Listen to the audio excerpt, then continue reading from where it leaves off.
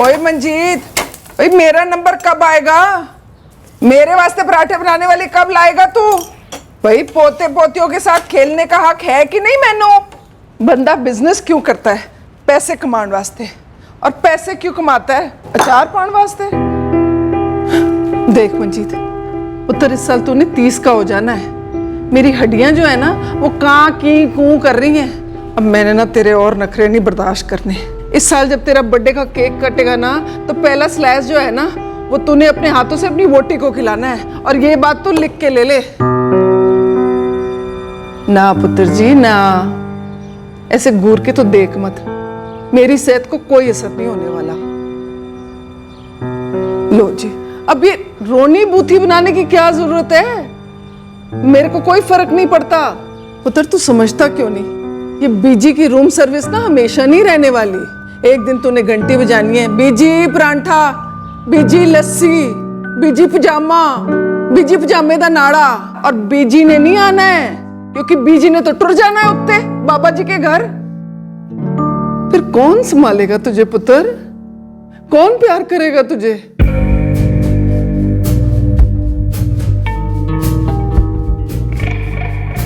ओफो, 7 बज गए हैं, अब तो उठ जाओ। लो आपकी चाय। मूली के परांठे और शलगम गोभी का अचार है, आपकी फेवरेट है ना? तो फिर आ जाओ जल्दी से।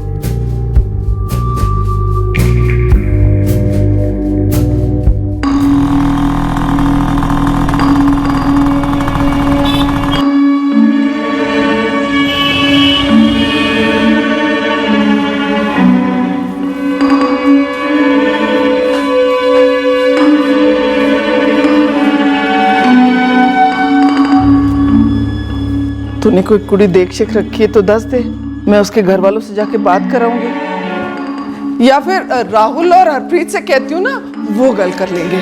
मेरी बात तो सुन। 3 कुड़ियां हैं, तीनों ही सोनी हैं। तू आराम से रोटी खा ले, फिर दिखाती हूँ। लेकिन तीनों में से एक न एक को तो पसंद करना ही पड़ेगा, ठीक है?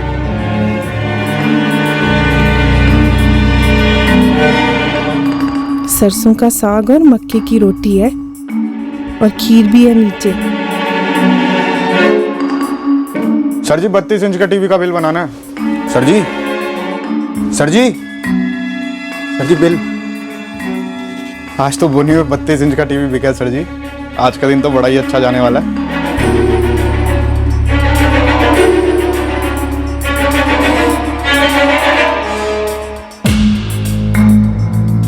The number you have called is currently switched off. The number you have called is currently switched off.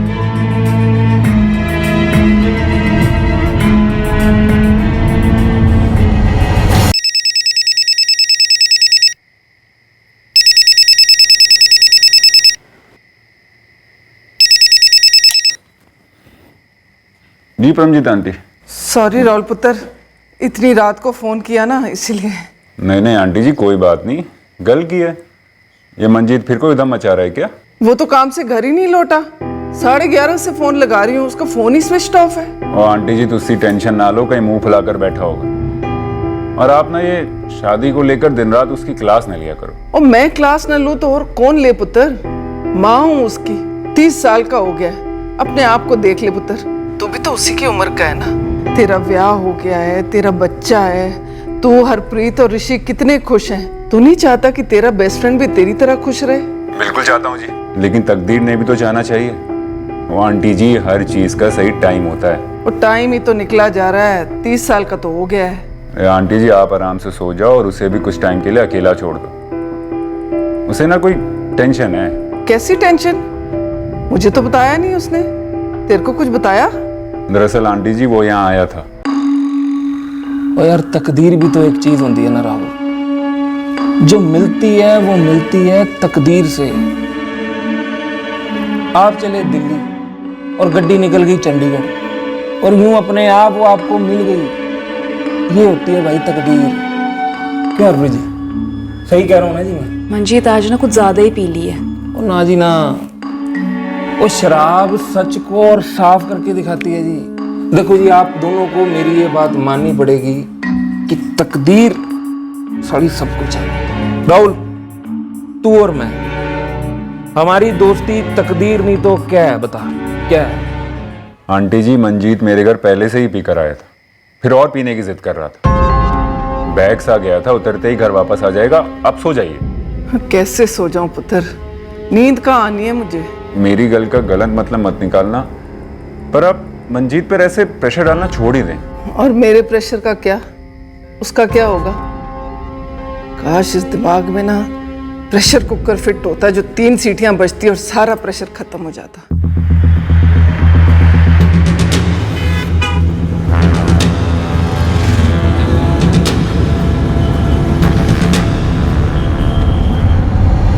Paramjit जी 30 साल का जवान बेटा आपका, हो सकता है किसी बात से खफा होकर आपके किसी रिश्तेदार के यहाँ चला गया।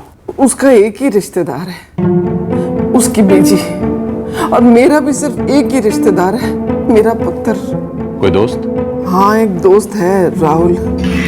सर, मंजीत ढिल्लों का फोन अभी भी स्विच ऑफ आ रहा है। परसों रात से ही स्विच ऑफ है जी, मैंने हर घंटे बाद ट्राई किया है। परमजीत जी, आप शादी के लिए बार बार जोर दे रही थी, शायद इस बात से तंग आकर मंजीत कहीं चला गया और जहाँ गया है वहां जाकर अपना फोन स्विच ऑफ कर लिया। ऐसा पहले भी कभी हुआ? पहले तो कभी नहीं किया, और मेरा बेटा उन बच्चों में से नहीं है जो अपनी बीजी को इस तरह परेशान करे। कहीं कोई और बात तो नहीं है ना इंस्पेक्टर साहब? मुझे बहुत डर लग रहा है। हम उसके फोन लोकेशन रिकॉर्ड से पता करते हैं कि उसने अपना फोन किस एरिया में स्विच ऑफ किया होगा। हो सकता है कि एरिया का नाम सुनने के बाद आप बता पाए कि उस एरिया में आप लोगों का कौन रहता है जिसके यहाँ वो रुक गया।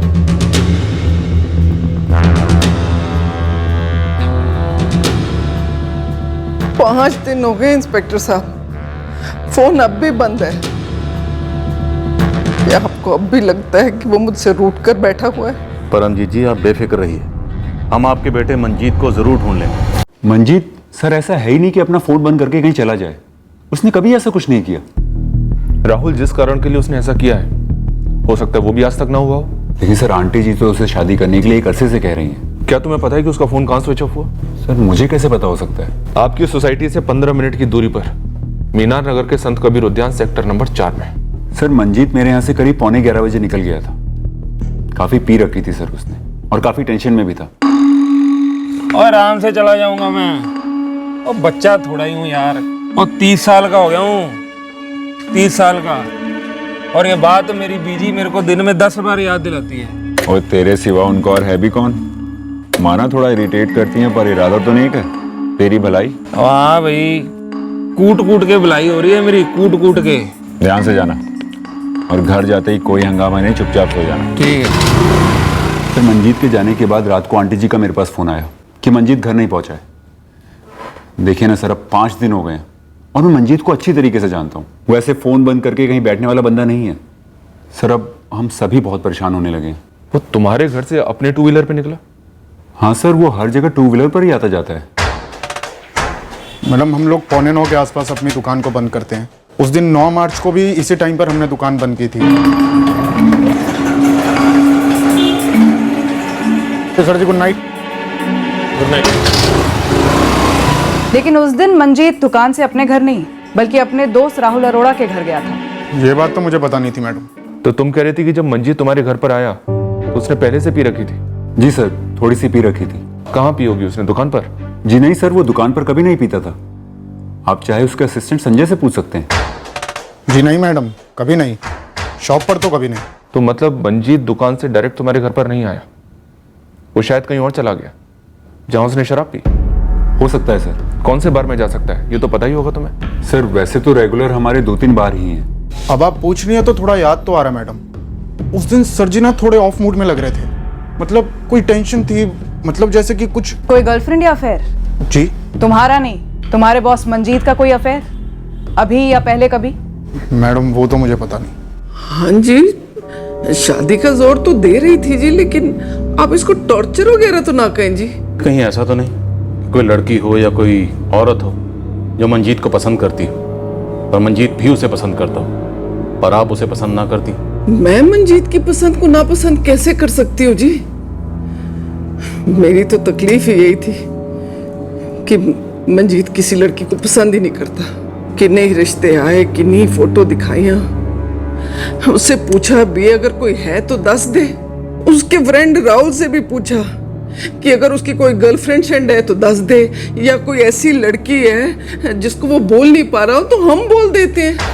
सर सोफिया बार से बोल रही हूँ। मंजीत की दुकान से 10 मिनट की दूरी पर है। मैनेजर से बात हुई। मंजीत उस रात को यहाँ आया था सर।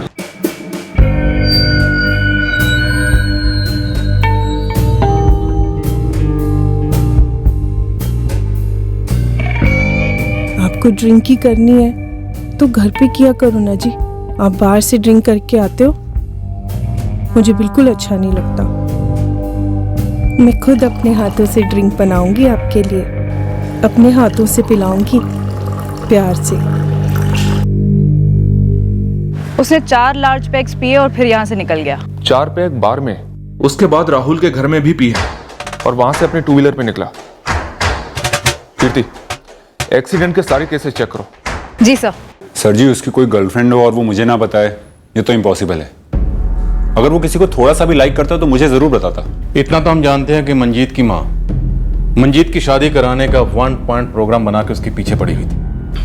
पर क्या ये मंजीत के गायब होने और उसका फोन स्विच ऑफ करने की वजह हो सकती है? वही तो सर, नहीं हो सकता। फिर क्या हो सकता है? क्या वजह हो सकती है? कुछ समझ नहीं आ रहा है सर। संजय, मंजीत की दुकान पर उसका जो असिस्टेंट है, उसका कहना है कि मंजीत सारा दिन काफी परेशान था। हाँ सर, ये बात तो मैंने भी सेंस की थी। जैसा कि मैंने आपको बताया, आंटी जी को ही बताया था कि मंजीत काफी टेंशन में लग रहा था। सर, जहां तक मुझे समझ में आता है वो आंटी जी की नॉन स्टॉप 1 पॉइंट प्रोग्राम से ही पक गया था। मैंने तो सोचा ही नहीं था कि इतना दिल पर ले लेगा मेरी बातों को। कोई अपनी माँ की बातों का इतना बुरा मनाता है क्या हरप्रीत? तुसी टेंशन ना लो आंटी जी, पुलिस ढूंढ लेगी मंजीत को।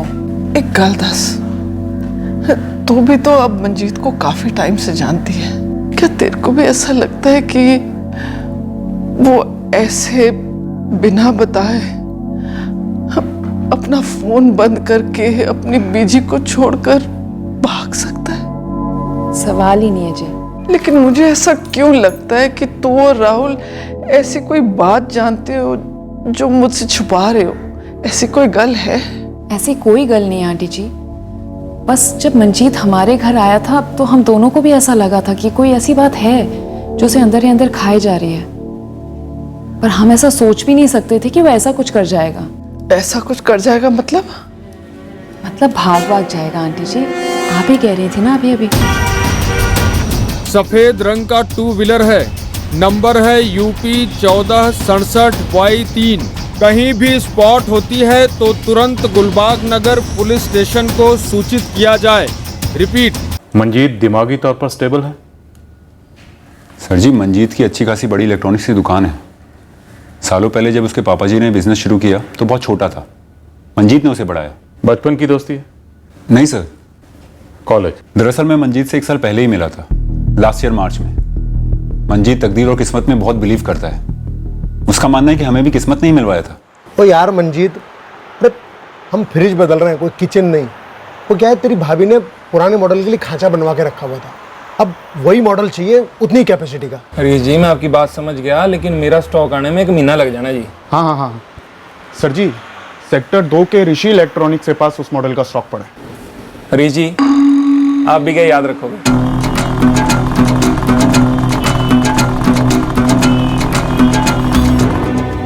ये लीजिए सर, अपना एड्रेस लिख दीजिए, मैं कल तक डिलीवरी करा दूंगा। Thank you.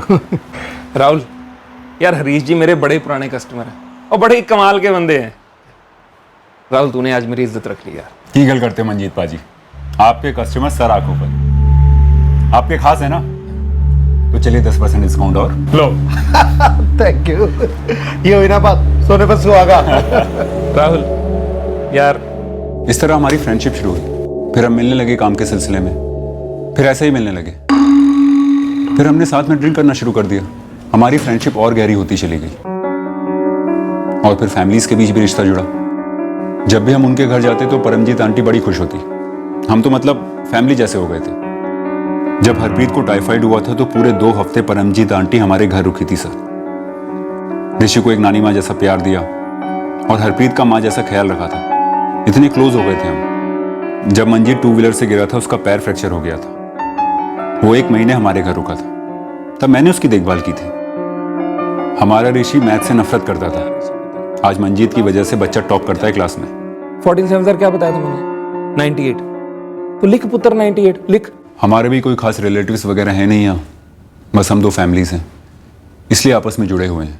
मंजीत का ऐसे जाना, फोन ऑफ करना, अब तो सीरियस वाला डर लग रहा है। मंजीत ने काफी शराब पी रखी थी, फिर भी तुमने अपने खास दोस्त को 2 व्हीलर पर जाने दिया? सर बहुत जिद्दी आदमी है वो, बहुत जिद्दी। हमने गाजियाबाद के सारे हॉस्पिटल चेक किए कि कहीं कोई एक्सीडेंट केस हो, पर कहीं कुछ नहीं मिला। साथ ही सारे होटल्स, लॉज भी चेक किए, पर मंजीत की कहीं कोई खबर नहीं। तुम्हें कुछ अंदाजा है कि मंजीत गुस्से में कहाँ जा सकता है?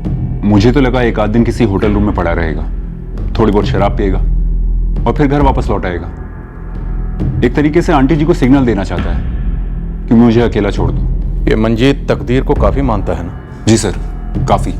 तो मंजीत की तकदीर उलट गई या कोई उल्टी चीज उसकी तकदीर में घुस गई? सॉरी सर, मैं आपकी बात नहीं समझा। सब सफेद स्कूटर के पीछे मेरे लड़के अभी भी लगे हुए हैं, लेकिन हाँ दूसरी हिला देने वाली खबर पता चली है साहब। मंजीत का पता चला क्या सलीम? अभी नहीं साहब, लेकिन हाँ एक काम की बात पता ये चली है कि 9 तारीख की रात जब मंजीत गायब हुआ, उस रात भाई ने किराने वाले से केरोसिन खरीदा था। क्या केरोसिन खरीदा था?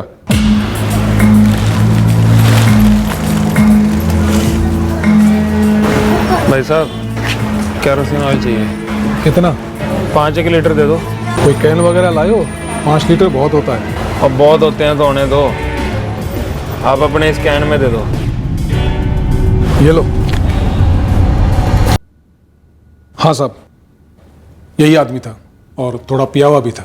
5 लीटर केरोसिन खरीदा था? इसने 5 लीटर मांगा और मैंने दिया। बकवास करिए पुलिस आंटी जी, मंजीत ऐसा नहीं कर सकता, सवाल ही नहीं होता। लेकिन मंजीत ने केरोसिन खरीदा ही क्यों, वो भी 5 लीटर? और वो दुकानदार फोटो देखकर उसने कहा कि वो मंजीत ही था। मेरा दिल नहीं मानता, जरूर कोई गलतफहमी होगी या कुछ और। Kerosene 5 litre? सर ये क्या बात कर रहे हैं आप? किराने वाले का कहना है कि उसने 9 मार्च की रात को 9:45 बजे केरोसिन खरीदा था, मतलब तुम्हारे घर पे आने से पहले। सर जी वो मेरे यहाँ करीब 10 बजे आया था, हम लोग सोने ही जा रहे थे और ऋषि तो सो भी गया था। 11:45 बजे जब तुम उसे अपने घर के बाहर छोड़ने गए थे, तो क्या तुमने उसके 2 व्हीलर पे 5 लीटर का केरोसिन का कैन देखा था? जी नहीं सर जी। देखा नहीं या था ही नहीं? ऐसे कुछ नजर ही नहीं गई, और रात भी थी और मैंने भी थोड़ी पी रखी थी। सर गाजियाबाद और आउटर सिटी के सभी थानों से इंफॉर्मेशन आई है कि पिछले 1 हफ्ते में उन्हें कोई भी जली हुई लाश नहीं मिली है। अब ये केस थोड़ा पेचीदा होता जा रहा है। अब ये सिर्फ मंजीत के गायब होने का केस नहीं है, पूरी पॉसिबिलिटी है कि ये एक सुसाइडल केस है। हाँ कीर्ति, कोई प्रोग्रेस? सर मंजीत का 2 व्हीलर मिल गया है। कहाँ? संत कबीर उद्यान सेक्टर 4, एक कोने में गाड़ी पार्क है जहाँ किसी की नजर न पड़े। किसने पार्क की, कब पार्क की, यहाँ किसी को भी नहीं पता सर।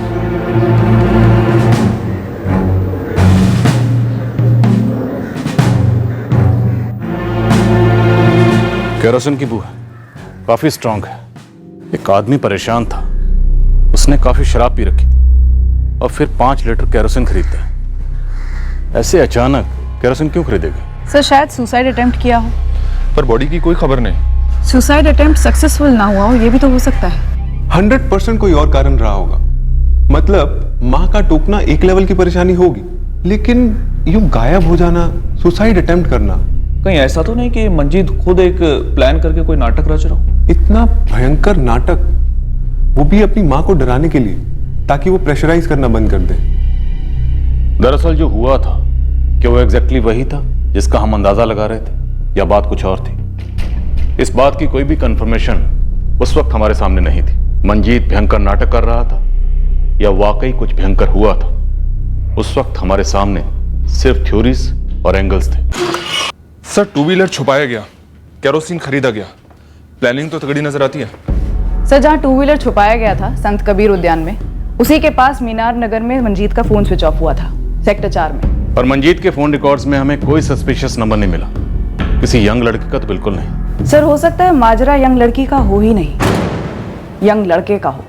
यू मीन हो सकता है मंजीत गे हो, इसी वजह से वो अपनी माँ को शादी के लिए मना कर रहा था और असली वजह नहीं बता पा रहा था। पॉसिबल है सर। संजय, जो सुन रहा हूँ सच है क्या?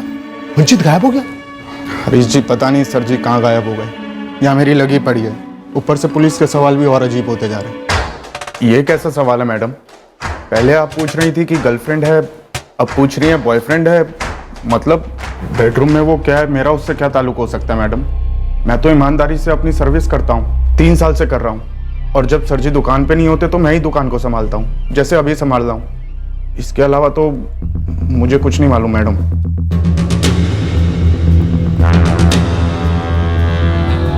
इस साल जब तेरा बर्थडे का केक कटेगा ना, तो पहला स्लाइस जो है ना, वो तूने अपने हाथों से अपनी वोटी को खिलाना है। तूने कोई कुड़ी देख शिख रखी है तो दस दे, मैं उसके घर वालों से जाके बात कराऊंगी। 3 कुड़ियां हैं, तीनों ही सोनी हैं। अब ये नई बात क्या कह रही है पुलिस? मैं कह रही हूँ आंटी जी, ये पुलिस ना रोज रोज नई नई कहानियां बना रही है। किसी का गे होना आपको कहानी क्यों लग रहा है? कोई गे नहीं हो सकता, होते हैं ना गे? नहीं होते हैं, मेरा मतलब। लेकिन तुम्हारे चेहरे का रंग क्यों उड़ गया? ऐसा लगता है मैंने ड्रॉर खोला और वहां से चंद्रयान उड़कर सीधा मंगल ग्रह पहुंच गया। ऐसा कुछ नहीं है सर, लेकिन मंजीत गे नहीं है। तो फिर वो शादी से क्यों कतरा रहा था? अपनी माँ के नॉन स्टॉप प्रेशर से तंग आ गया था? कोई लड़का था उसकी जिंदगी में जिसके बारे में वो अपनी माँ को नहीं बता पा रहा था, लेकिन तुम्हें बता चुका था क्योंकि तुम उसकी बेस्ट फ्रेंड हो। मन गढ़ंत कहानी है सर आपकी। मंजीत की लाइफ में ना ही कोई लड़का था ना ही कोई लड़की, और गे तो वो किसी एंगल से नहीं था। मैं उसको अच्छी तरीके से जानता हूँ। बहुत अच्छी तरह से जानते हो ना? जी सर, बहुत अच्छी तरीके से जानता हूँ। तो फिर ये क्यों नहीं जानते कि उसने 5 लीटर केरोसिन क्यों खरीदा? वो गायब क्यों हुआ? अपना फोन क्यों स्विच ऑफ किया और अपना 2 व्हीलर क्यों छुपाया? मेरे पास कोई सवालों के कोई जवाब नहीं है, लेकिन मुझे इन सवालों के जवाब चाहिए कि मेरा दोस्त मंजीत है कहां और किस हाल में है।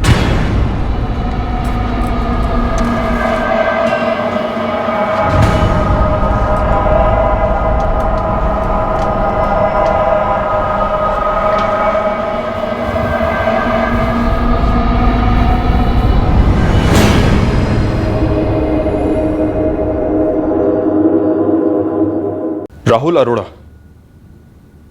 राहुल? हाँ सर, राहुल यार,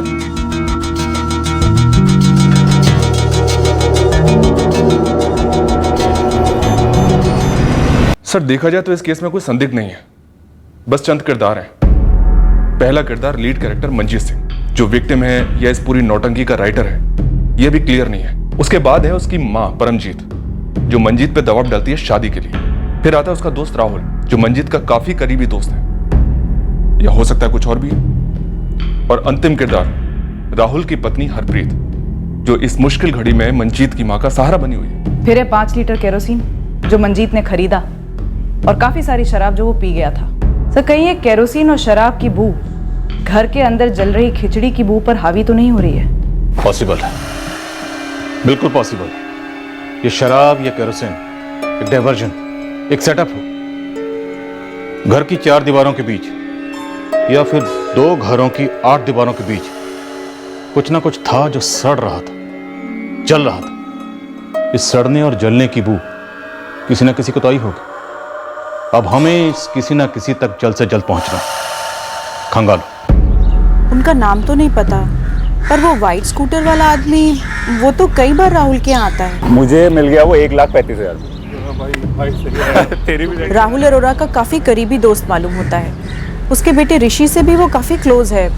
वो लोग साथ में खेलते हैं, वो उसे पढ़ाता भी है, मानो कोई रिश्तेदार हो। मैडम आप जानना क्या चाहती हैं? ये जो स्कूटर पे बंदा आता था और राहुल के बीच के संबंध कैसे थे? कभी कोई अनबन दिखी तो नहीं सामने से? कुछ ज़्यादा ही अच्छे ताल्लुकात हैं उस आदमी के अरोड़ा फैमिली के साथ, समझ रहे हैं ना आप समझाइए डिटेल में। उस आदमी का नाम मंजीत है। आपकी बात हुई है कभी मंजीत से? नाजी ना, मैं क्यों बनूं कबाब में हड्डी? ऋषि पुत्र, बहुत गलत बात है ये। मेरे पास चेंज नहीं था, इसलिए मैंने तेरे को 50 रुपये का नोट दिया। दो आइसक्रीम की तो बात ही नहीं हुई थी। अब तेरा गला खराब होगा और तेरी मम्मी मेरा गला पकड़ेगी। मम्मी को पता ही नहीं चलेगा कि मेरा गला खराब है। मैं चुपके से खा लूंगा। तो चुपके से हम दोनों की पिटाई भी होनी है। चलो। बच्चे को पढ़ाता था, आइसक्रीम खिलाता था, और क्या, आप ही समझ लीजिए। आप कबाब और हड्डी की बात कर रही थी। कौन कबाब, कौन हड्डी, ये जानना तो आपका काम है ना सर। 2 दिन में अब तक सिर्फ इतना पता चला है सर कि मंजीत और राहुल अच्छे दोस्त थे और उनकी फैमिलीज क्लोज थी। पर कुछ ज्यादा ही क्लोज थी। ये माजरा क्या है, कुछ भी क्लियर नहीं हो रहा है। बोल सलीम। साहब, जिस तरह उस किराने वाले से केरोसिन खरीदा गया ना, ठीक वैसे ही कॉलोनी के बाहर एक और किराने वाला है। मंजीत ने वहां से भी केरोसिन खरीदा? मंजीत ने नहीं साहब, राहुल अरोड़ा ने। साहब, ये टिप केस की सीढ़ी है, तो बस चढ़ जाइए। फिनाइल, 5 बोतल फिनाइल। तो घर के लिए फिनाइल ले जाना कोई गुनाह है क्या? बिल्कुल भी गुनाह नहीं है, लेकिन रात को 10:30 बजे फिनाइल की 5 बोतलें। उची, घर का सारा फिनाइल खत्म हो गया था तो 1 बोतल की जगह 5 बोतलें मंगा ली। कोई गुनाह तो नहीं कर दिया? डिस्काउंट चल रहा था उन पे। तो क्या ये डिस्काउंट सिर्फ उस रात के लिए था हरप्रीत? मुझे समझ नहीं आ रहा कि हमारे घर की फिनाइल की बोतलों से मंजीत के गायब होने का क्या ताल्लुक है। ताल्लुक तो बहुत गहरा है, और वही ताल्लुक है जो 5 लीटर केरोसिन का है। हरप्रीत जी, वैसे तो फिनाइल ज्यादातर घरों में सफाई के लिए इस्तेमाल किया जाता है, तो आप उस रात क्या साफ कर रही थी? ऐसे कौन से दाग थे जिन्हें आप रातों रात फिनाइल छिड़क कर साफ कर रही थी? तुमने बताया कि रात 10 बजे मंजीत तुम्हारे घर आए, तुम दोनों ने मिलकर शराब पी और 11:15 बजे मंजीत तुम्हारे घर से निकल गया। लेकिन तुम्हारी कॉलोनी के बाहर जो किराने वाला है श्याम, उसका कहना है कि रात 10:30 बजे तुम उसकी दुकान पर गए और उसकी दुकान से तुमने 5 बोतल फिनाइल की खरीदी। जी बिल्कुल, 10:30 बजे थे।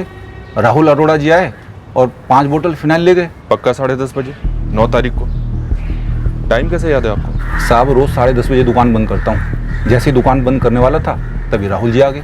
अरे श्याम जी, रुके रुके रुके, बंद मत कीजिए, मुझे फिनाइल चाहिए। अरे राहुल जी, सारा माल अंदर पैक कर दिया। एक काम करता हूँ, कल सुबह सुबह लड़का भेजता हूँ बोतल के साथ। अरे नहीं श्याम जी, घर में खत्म हो गया, मुझे अभी चाहिए। 5 बोतल दे दीजिए ना प्लीज। 5? जी ठीक है भाई।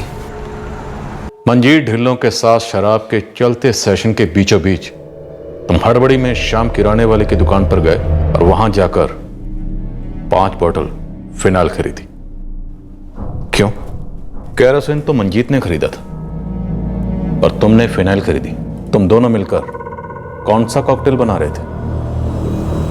मंजीत ढिल्लों कहां है? सिर्फ एक बार और पूछूंगा, अगर सीधे सीधे जवाब नहीं दिया ना तो बिना फिनाइल की धुलाई होगी और बिना केरोसिन की भुनाई। बोलो, मंजीत ढिल्लों कहां है? हरप्रीत जी, हमें शक है इस बात का कि उस रात मंजीत ढिल्लों आपके घर से अपने घर के लिए जिंदा निकला ही नहीं। और पिछले 8 दिनों से तुम मियाँ बीवी हम पुलिस वालों से और मंजीत की माँ परमजीत से झूठ पर झूठ बोल रहे हो। ये मत भूलो कि हम तुम्हारे बेटे ऋषि से भी सच जान सकते हैं। नहीं नहीं, प्लीज ऋषि को इससे बाहर रखिए प्लीज। वैसे भी ऋषि सो गया था जब मंजीत घर पर आया था। उसे कुछ भी नहीं मालूम कि घर में क्या हुआ था। हमें भी कुछ नहीं मालूम राहुल अरोड़ा, लेकिन तुम हमें बताओगे सब कुछ सच सच। और तकदीर का लिखा हुआ था राहुल कि हम दोनों ने मिलना है, और किस्मत की बनाई जोड़ी हैं हम। हरप्रीत, तुम समझ रही हो ना?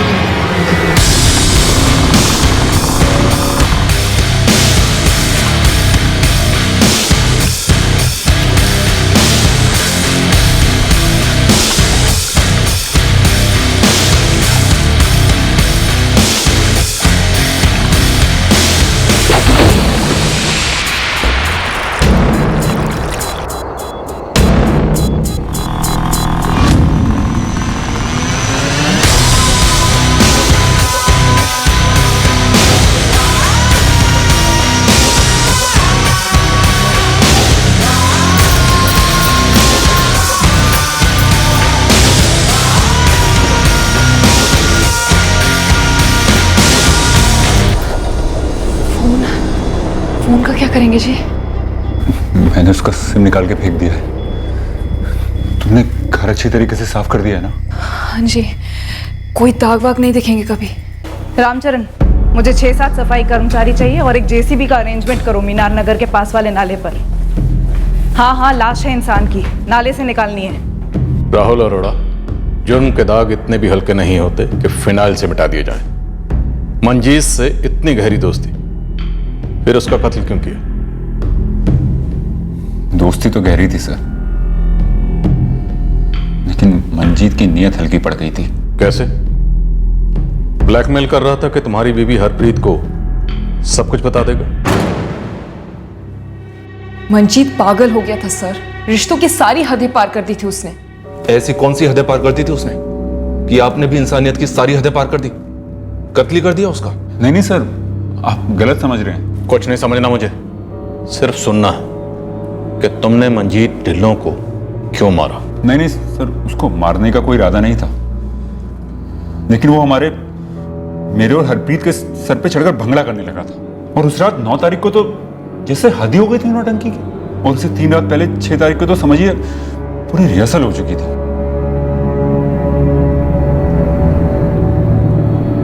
एलो जी, हेल्दी वाला सलाद। अब बस मैं चली सोने, ऋषि का स्कूल है कल। राहुल किचन में रखा है खाना, मीट और राइस, गर्म करके खा लेना। मंजीत, तुम्हें भी पता है किचन का, दोनों खाना खा के सोना। Good night शराबिया। हरप्रीत रुक।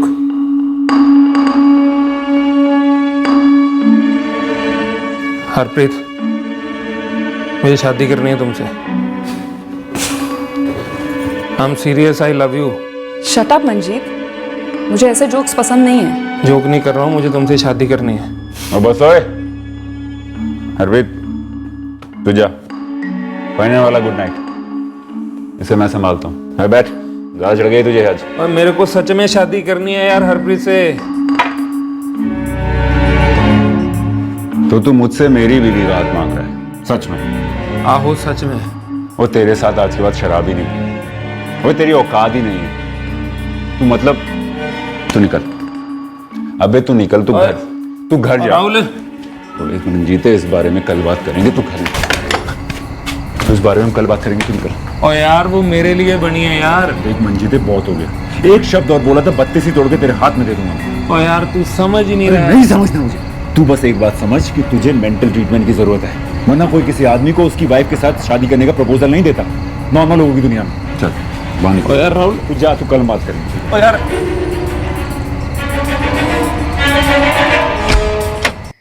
क्या हो गया ऐसे? इसका दिमाग खराब हो गया है। पता नहीं क्या हो गया अचानक से, इतना गुस्सा रहा था बैकआउट वहीं काट देता। इतनी ढंग से दोस्ती निभाई यार, उसके बदले में ये। मैं कहती हूँ जी, कट करो ऐसी दोस्ती। मैं भी आंटी जी से दूर ही रहूंगी, नहीं चाहिए ऐसा पागलपन हमें। इतनी बार आपके घर आया जाया करता था वो, जब आप अकेली होती थी, उसने तब कोई हिंट नहीं दी आपको? कभी नहीं। और फिर आपके हस्बैंड के सामने ही उसने आपको प्रपोज कर दिया। सोचिए, पूरी तरह से हिल गए थे हम दोनों। फिर मैंने उसके फोन लेने बंद कर दिए और उसका नंबर भी ब्लॉक कर दिया। लेकिन एक बात समझ में नहीं आई, मंजीत ने इतना बेहुदा प्रपोजल रखा कैसे, वो भी तुम्हारे सामने? क्योंकि सर जी वो सटिया गया था। उधर आंटी जी शादी कर लो वाली सीडी लूप पर बजा रही थी और इधर इसने निशाना बनाया मेरी वाइफ को। और सर जी 3 दिन बाद उसने तो हद ही पार कर दी।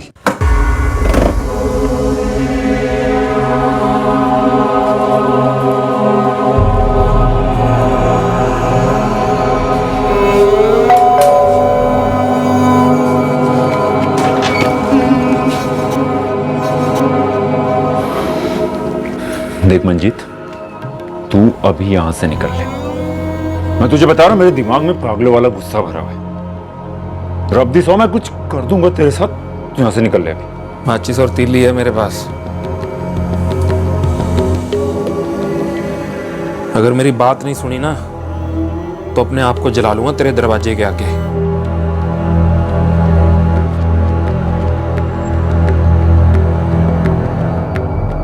सर से पांव तक कैरोसिन से भीगा हुआ था वो। कैरोसिन ऑयल चाहिए, ये लो। और सर जी पिया भी हुआ था, और मैं नहीं चाहता था कि घर के बाहर वो कोई पागलों वाली हरकतें करे, इसलिए मैंने उसे घर के अंदर ले लिया। सर जी घर के अंदर तो उसने हद ही पार कर दी। और मेरे हाथों से माचिस छीन ली तूने, तेरे को क्या लगता है कुछ नहीं होना? और बाहर मेरे स्कूटर में माचिसों का पैकेट पड़ा है। पागल हो गए हो मंजीत? मैं आंटी जी को फोन करके बताऊं कि क्या बदतमीजी कर रहे हो तुम? वो कमाल की बात है। वो शादी के लिए हाथ मांगना कब से बदतमीजी होगी भाई? और बाकी रही बात बीजी की, तो जाओ बता दो बीजी। और बीजी तो खुद रट लगाए हुए हैं दिन रात की मंजीत मेरे लिए बहू ला दे, मेरे लिए बहू ला दे। आज मैंने बोल देना है कि ये रही आपकी बहू सोनी हरप्रीत। ओए मंजीत, इतना अच्छा चल रहा है दोनों फैमिलीज के बीच, तू क्यों उसे बिगाड़ रहा है? यही कीमत है हमारी दोस्ती की। और किस्मत की बनाई जोड़ी है हम दोनों की। हरप्रीत तुम समझ रही हो ना? मैं और राहुल और मैं मेड फॉर ईच अदर हैं। और हमारी दोस्ती तकदीर का चुना हुआ एक रास्ता है। और मंजिल तो शुरू से ही हरप्रीत थी, और तू तो सिर्फ एक जरिया था। और अब जब मैं और हरप्रीत मिल गए हैं तो तेरा कोई काम नहीं है भाई, तू निकल। देख मंजीत, आज मैं तेरे साथ तेरे घर चल रहा हूँ। मैंने आंटी जी को सब कुछ बता देना है कि तू सटिया गया है। हम दोनों आंटी जी की इतनी इज्जत करते हैं, इतना प्यार करते हैं उनसे। तू चल चल मेरे साथ। तू चलो साइड पे हो जा। हरप्रीत तू जा कोई ढंग के कपड़े पहन के आ। हम लोग वैसे चलेंगे, बीजी को पैरी पोना करके आएंगे। और तुझे आइडिया भी नहीं है कि वो बेचारी कितनी खुश हो जाएगी जब उसे पता चलेगा कि तुमने हाँ कर दी है और हम दोनों शादी कर रहे हैं। और शादी हो चुकी है इसकी मेरे साथ। हमारा एक बच्चा, एक घर है। ये बात तेरे भेजे में घुसती क्यों नहीं आइडिया? और नहीं जाती। और मेरे दिमाग में, मेरे दिल में कोई बात नहीं जाती। और हरप्रीत मेरी बीवी बन चुकी है। और दिन रात सुबह शाम हर सेकंड वो मेरे साथ होती है। और हम दोनों एक दूसरे को इतना प्यार करते हैं कि तू कभी सपने में भी नहीं सोच सकता। वो हरप्रीत मेरी है। ओफो, 7 बज गए, अब तो उठ जाइए। लीजिए आपकी चाय। मूली के पराठे हैं, शलगम और गोभी के अचार के साथ। चलिए जल्दी आ जाइए। ओए हरप्रीत ऑलरेडी मेरी पत्नी बन चुकी है। ये बात मुझे मालूम है, इसे मालूम है। पूछ इसे। राहुल, हम इस पागल को क्यों झेल रहे हैं? इसे अपने घर के अंदर आने ही क्यों दिया? जब हम दोस्त थे तो वो हर रोज हमारे घर आता था, मानो जैसे उसका अपना ही घर हो। हक से आता, हक से रहता। शजी, शुरू में मुझे थोड़ा अजीब लगता था कि वो कैसे इतना समय हमारे घर में बिता सकता है, कैसे मेरी बीवी मेरे बच्चे के साथ इतना घुल मिल सकता है। लेकिन उस रात तो वो ऐसे बातें कर रहा था जैसे मैंने उससे उसका हक छीन लिया हो, जैसे मैं बाहर वाला हूं और मेरी गृहस्थी उसकी हो। गलती मेरी है सर, मगर सोचा नहीं था कि इतनी महंगी पड़ेगी। कैसी गलती? जब मंजीत का एक्सीडेंट हुआ था तो वो हमारे घर आके रह रहा था। पता नहीं कब, क्यों, मगर हम दोनों के बीच। हरप्रीत, ओए अब तो हट जा मेरे रास्ते से। ओए वो दिल से, जिस्म से मुझे ही अपना मर्द मानती है। और बाकी रही बात ऋषि की, तो ऋषि को मैंने गोद ले लेना है। तो वो ऑलरेडी मुझे ही अपना पापा मानता है, काफी क्लोज है वो मेरे। और भाई अब यहाँ तेरे लिए कुछ नहीं बचा। और क्यों तू मेरा हक मार रहा है, क्यों?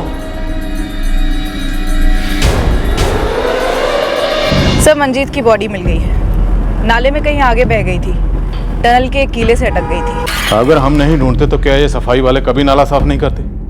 लाश इतने दिनों पहले डंप हुई थी। सर, नाले की टनल में काफी कचरा जमा हो गया था।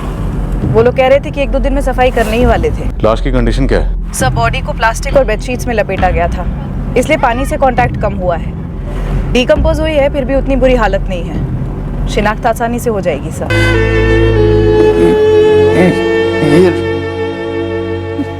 राहुल और हरप्रीत ने किया? जी हाँ, मंजीत के कपड़ों से केरोसिन के अंश भी मिले। वाह पुत्र जी, क्या नाटक किया ना मेरे साथ। मेरे पुत्र को जान से ही मार डाला और इतने दिन तक मुझे हिम्मत देते रहे, मेरा हौसला बढ़ाते रहे तुम लोग। मंजीत सुन ही नहीं रहा था, अपने आप को जला देने की धमकी दे रहा था वो। अब हाँ तो ठीक है ना, उसे उसके हाल पर छोड़ देते। थका कर घर लौटा था। फिर मैं उसको 2 थप्पड़ मारती और उसे होश में लेकर आती। 2 थप्पड़ तो मैं भी लगा सकता था ना आंटी जी, लेकिन उस रात से 3 रात पहले भी उसने ऐसे ही बदतमीजी की थी, ऐसे ही अनाप शनाप बक रहा था। फिर मैंने अपने आप को कंट्रोल करके उसको घर भेज दिया था। 3 रात बाद फिर आ गया, वही घटिया बात है। पागल हो गया था, बावला हो गया था, लेकिन जान से क्यों मारा उसे? जान से क्यों मारा? शायद मैं भी पागल हो गया था, भाई जैसा था वो मेरा।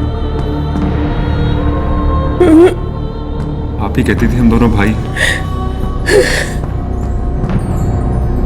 लेकिन वो प्रपोजल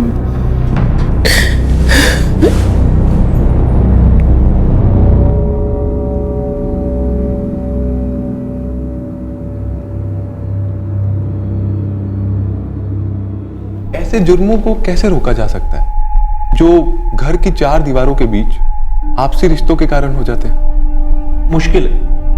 अब कोई कैसे बता सकता है कि सामने वाले के दिमाग में कौन से भयंकर ख्यालों ने डेरा डाल के रख रखा है, जो कभी भी किसी वक्त एक संगीन जुर्म बनकर उमड़ सकते हैं। अब इस बात का अनुमान अगर कोई लगा सकता है तो खुद वो इंसान।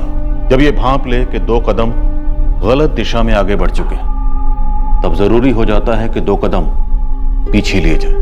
गलतियों को छुपाने से ज्यादा जरूरी होता है गलतियों से सीखना। लॉ एंड ऑर्डर जितनी समाज में व्यवस्था बनाए रखने में जरूरी है, उतनी ही घरों में जरूरी है, दोस्ती में जरूरी है, रिश्तों में जरूरी है। दरअसल ये हर इंसानी रिश्ते में जरूरी है। इस केस में लॉ एंड ऑर्डर के ब्रेकडाउन का पीड़ित मंजीत ढिल्लों तो है ही, पर उसकी मां परमजीत, राहुल और हरप्रीत का बेटा ऋषि अरोड़ा भी है। ये दोनों अब अकेले और बेसहारा हो गए हैं। फैमिली मेंबर्स के लिए गए गलत कदमों के नीचे खुद फैमिली के बाकी मेंबर्स ही अक्सर सबसे ज्यादा रौंदे जाते हैं।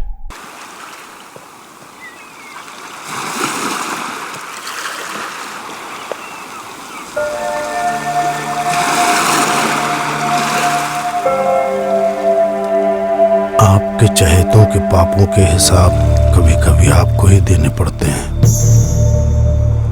आपके अंदर एक दर्दनाक खलबली सी मची रहती है कि क्या हालात सुधारे जा सकते थे। आप ऐसा क्या नहीं कर पाए कि हालात बद से बदतर होते गए।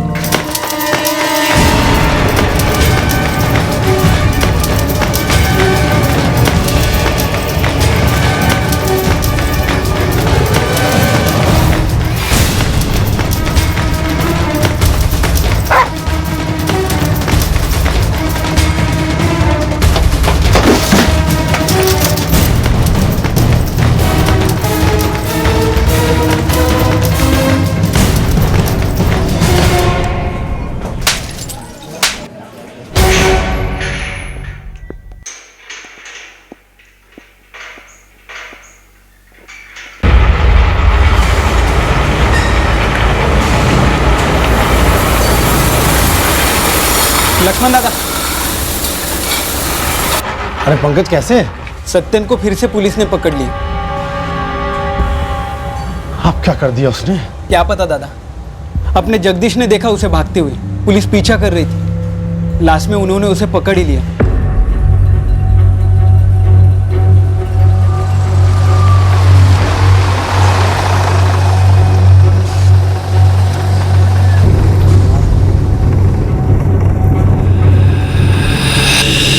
तेरा भाई सत्य ने एक ज्वेलरी शॉप में घुसा, लिया कुछ नहीं, लेकिन वहां से निकलते वक्त सुमड़ी में 2 चेन अपनी जेब में डाल के निकला। साहेब, सत्यन ने मुझसे वादा किया था कि वो चोरी नहीं करेगा। तेरा भाई गौन केस है, चैप्टर है, हिस्ट्री चीटर है, और ये चोरी की आदत शराब की लत के जैसी होती है। आदमी को पता ही नहीं चलता कब उसका गुलाम हो गया। उसने जो कुछ भी चुराया लौटा देगा साहब, मैं समझाऊंगा उसे। वो हम बरामद कर लेंगे, तू फिक्र मत कर। मैं वादा करता हूँ साहब, इस बार छोड़ दीजिए, आगे से कोई गलत काम नहीं करेगा। कौन से दुनिया में जीते हो तुम? तुम्हारे भाई सत्यन को चोरी के इल्जाम में अरेस्ट किया है, यूं ही नहीं छोड़ने वाले। कल उसकी अदालत में पेशी होगी, तब जमानत के पैसे भर के उसे छुड़वा लेना। साहब इस बार छोड़ दीजिए साहब। मत छुड़वा अपने भाई को। अपने मेहनत के पैसे अपने बच्चों के लिए संभाल के रख। साहब सत्यन मेरे बेटे जैसा है। कुत्ते की दुम कभी सीधी नहीं होती, और उसे सीधा करने के चक्कर में तेरे जैसे सीधे साधे लोग लंबे हो जाते हैं। लाइक हमारे मरे हुए आए बाबा की कसम खाई थी तूने, तेरी आई जैसी बहनी की कसम खाई थी तूने कि चोरी नहीं करूंगा, बार बार बोला था, फिर क्यों की तूने चोरी? तेको मालूम है इन लोग नाराज क्यों है? क्यों है? चोरी का हिस्सा नहीं मिला ना इसलिए, और कुछ। चोरी का हिस्सा जो तू नहीं करने वाला था, फिर क्यों की तूने चोरी? अरे हो गई ना अब। दादा कल जमानत करने आएगा ना मेरी? सपने में भी नहीं। तो भाषण झाड़ने आया क्या? जब छुड़ाना नहीं था आए क्यों? और अगर तुम चाहते हो ना मैं सड़ूं यहां जेल में सालों साल, तो ठीक है चले जाओ यहां से, मुझे मिलना ही नहीं है तुम लोगों से।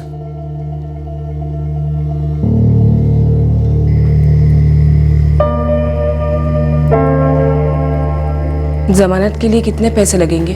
वही पहले का जैसा, 5 या 10 हजार या उससे ज्यादा। शंभू भाव से वापस मांग कर देखो, उधार पे। जहां मुझे इसकी और जमानत नहीं करवानी है। और सो नकाओ बोलू, जेल में तो और कट्टर बन जाएगा। पहले उसे बाहर लाते हैं, पहले 2 कस के चमाट तो मैं खुद उसे लगाऊंगी, फिर शिरडी या कहीं ले जाकर उसे वापस कसम दिलाते हैं कि फिर गलत रास्ते पे नहीं जाएगा वो। हमारे कहने से गलत रास्ते पे निकला था, जो हमारे कहने से नहीं जाएगा। लेकिन आप खाना तो खाइए। नहीं खाना है मुझे।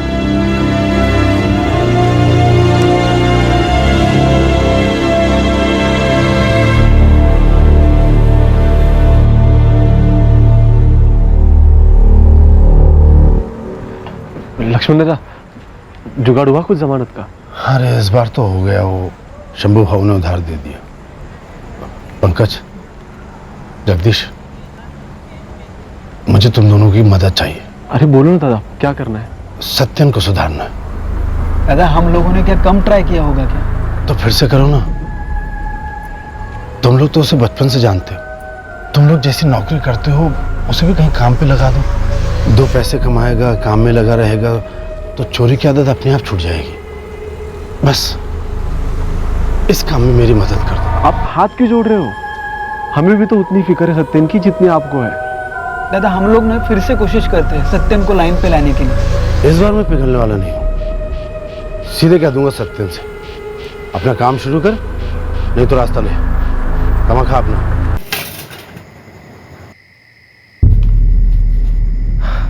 सत्यन, बीच में खाना नहीं छोड़ते, गलत बात है। इससे सही गलत का मालूम होता तो ये दिन देखना पड़ता हमें। मुफ्त की मिले या ना, रोटी की कीमत नहीं जानता है। अपने 2 टके के तेवर दिखा रहा है, वो भी ऐसे।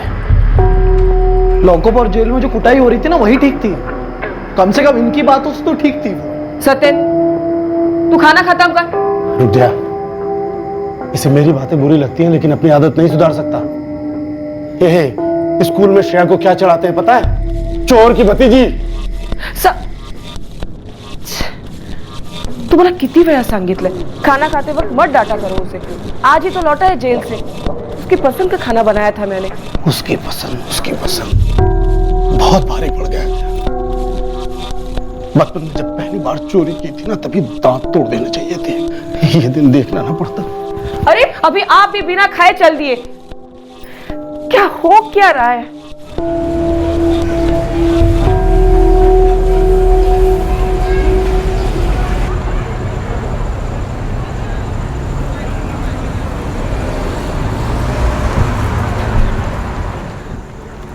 ए दादा, भाषण नको है मेरे को। भाषण नहीं रे, बात करनी है। क्या बात करनी है? देख तू मेरा छोटा भाई है, लेकिन बड़े बेटे जैसा बड़ा किया मैंने और तेरी बहनी ने। अरे मैं मेहनत करके ईमानदारी से 2 पैसे कमा सकता हूँ, तो तू क्यों नहीं? ये तेरे मेहनत के 2 पैसे ना तो तुम्हारे जमाने की फिल्मों में कमाए जाते थे, अभी कोई नहीं कमाता। ईमानदारी हर जमाने में काम आती है सत्यन। सिर्फ एक खोली और एक साइकिल लेती तुम्हारी ईमानदारी, और दुनिया में किसी को फर्क नहीं पड़ता पैसे कैसे और कहां से कमाए जा रहे हैं। और चोरी तो आधी दुनिया करती है दादा। पर आधी तो नहीं करती, उस आदमी में से हम है सत्यन। जो संस्कार हमारी आय ने बाबा ने मुझे दिए थे, वो मैंने तुझे देने की कोशिश की थी, पर शायद दे नहीं पाया। देख, अभी भी वक्त है। अभी ही वक्त है, वही तो कह रहा हूँ। मैंने मस्त 2 चैन उड़ाया, गलत किया। 4 उड़ाना चाहिए। 2 उनके मुंह पे मारता ना, केस नहीं बनाते मेरे। अगली बार ध्यान में रखूंगा। कोई अगली बार नहीं होगा। इस जेल की रोटी से अच्छी तो तेरी वहनी के हाथ की रोटी है। कल तेरी पत्नी के हाथ की होगी, तेरी अपनी कमाई की, अपनी मेहनत की। आपकी मेहनत की रोटी ना रूखी होती है, रूखी। मेरे गले से नहीं उतरती वो। एक दिन मैं तेरे को, वहनी को और श्रेया को 5 स्टार होटल ले जाऊँ। वहाँ बैठ के रोटी खाएंगे अपन। स्टाइल में टिप देंगे वेटर को, स्टाइल में बैठेंगे। समझना बात को। या तो तू ये चोरी की आदत छोड़ या मुझसे रिश्ता तोड़ दे। मैंने वो पंकज और जगदीश से बात कर ली है, वो तेरे लिए कोई नौकरी ढूंढने में मदद करेंगे। अब तो काम कर, कमा और आदमी बन के घर आ। वो पंकज और जगदीश मेहनत करते हैं, और ड्राइवरी में काय की मेहनत, काय की कमाई। वो दोनों भी यही खोली में सड़ेंगे और यही मरेंगे।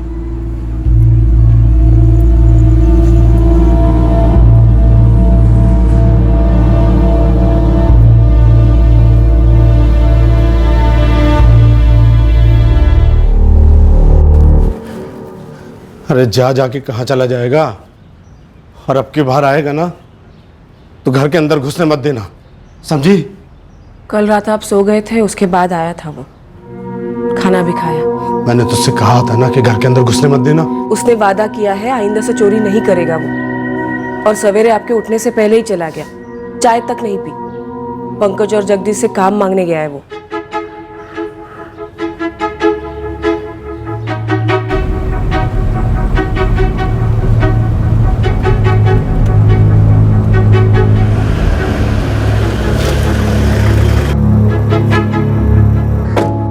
Thank you.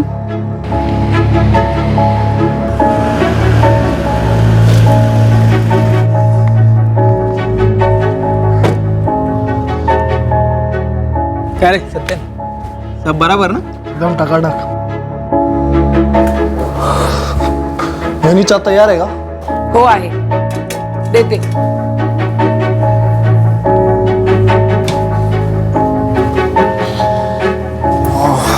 ये लो, तुम्हारे फेवरेट कांदा पोहे किए हैं। अरे झकास।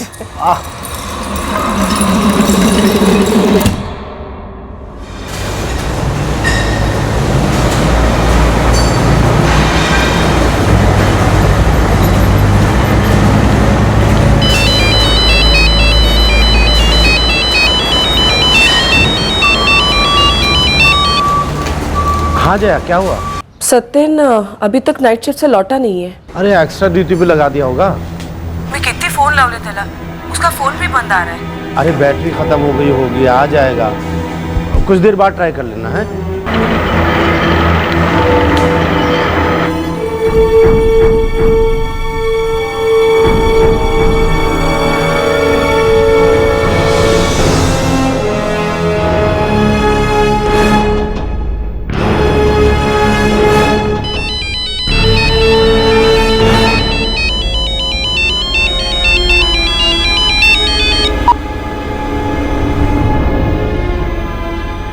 श्रेया, तू खाना खा ले बेटा। तेरे बाबा फोन नहीं उठा रहे। काका भी नहीं घर लौटे, बाबा भी नहीं आए। कहाँ गए होंगे बाबा? गए होंगे शायद तेरी काका की खबर लेने।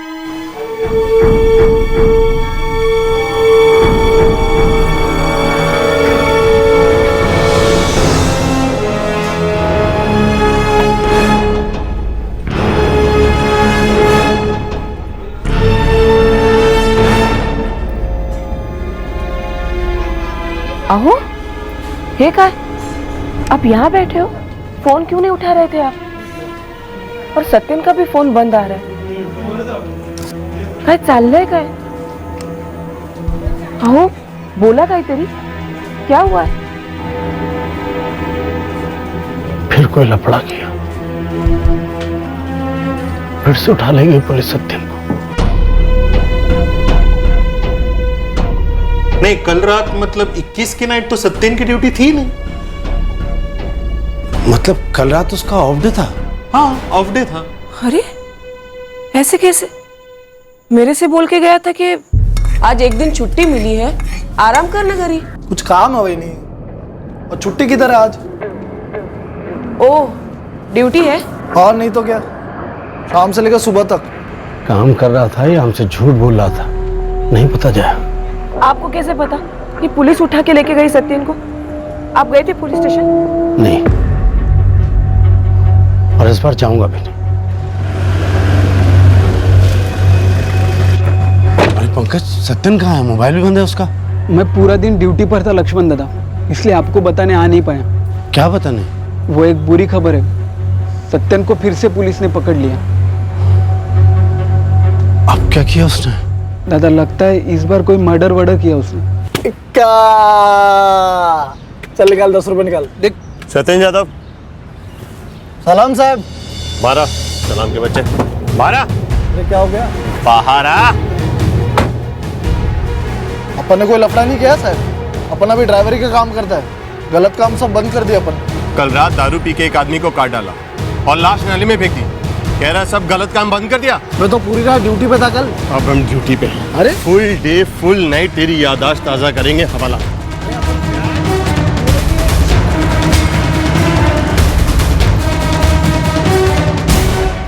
मर्डर? हो दादा, वो कांस्टेबल ऐसा ही कुछ बोल रहा था कि किसी नाले के पास।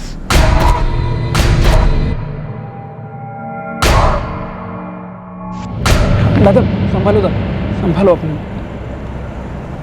दादा मेरी और जगदीश की तो पूरी थी, तो हम दोनों वहां से खिसक लिए।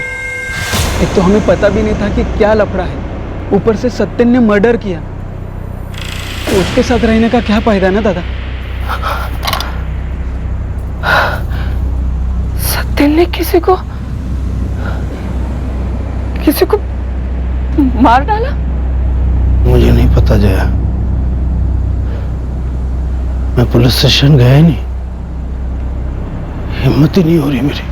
पहले चोरी करता था और अब खून। और नहीं जया, और बिल्कुल नहीं। सर,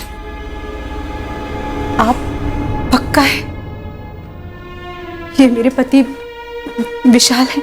निशा जी, हम पक्का तो नहीं कह सकते, लेकिन आपके पति के बारे में हमारे पास जो भी इंफॉर्मेशन है ये बॉडी से काफी हद तक मैच करती है।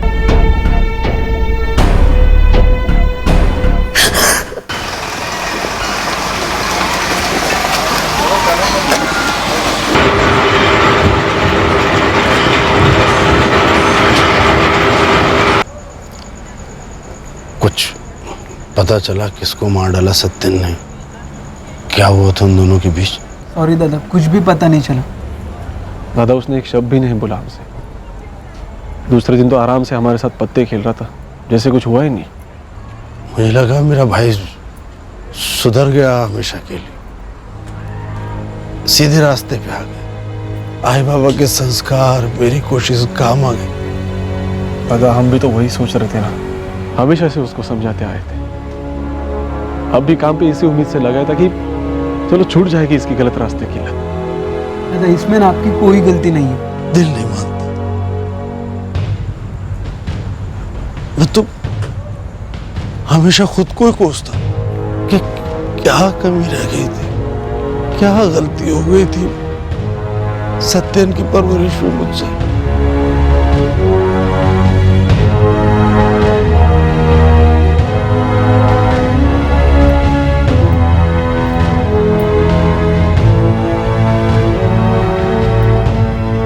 एक महीने के ऊपर हो गया है, सत्यन अभी तक बाहर नहीं आया। मर्डर किया, कैसे बाहर आएगा मुझे नहीं पड़ी।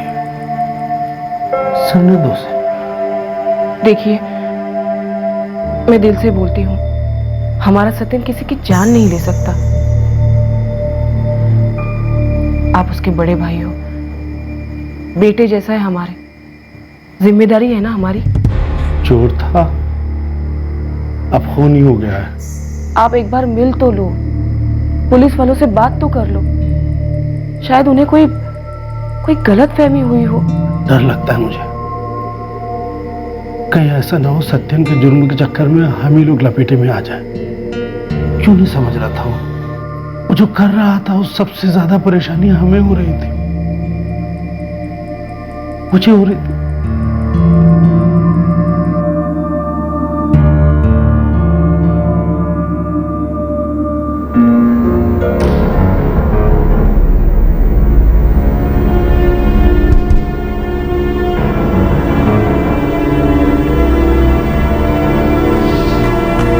बोला।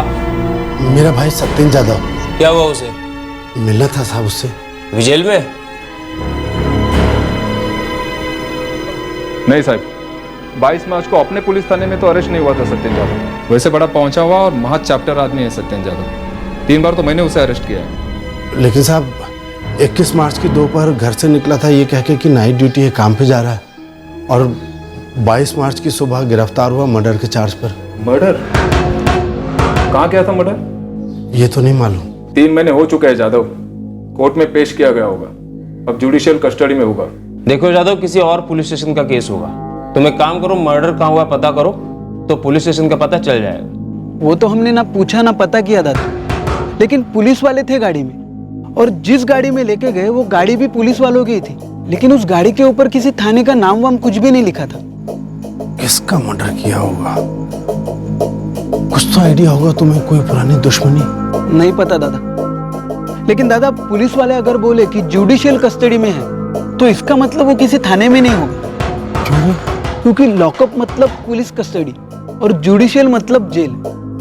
दादा आर्थर रोड जेल में देखा आपने? नहीं। तो उधर देखो क्या? हो सकता है दादा उसे वहां भेजा हो कोर्ट से।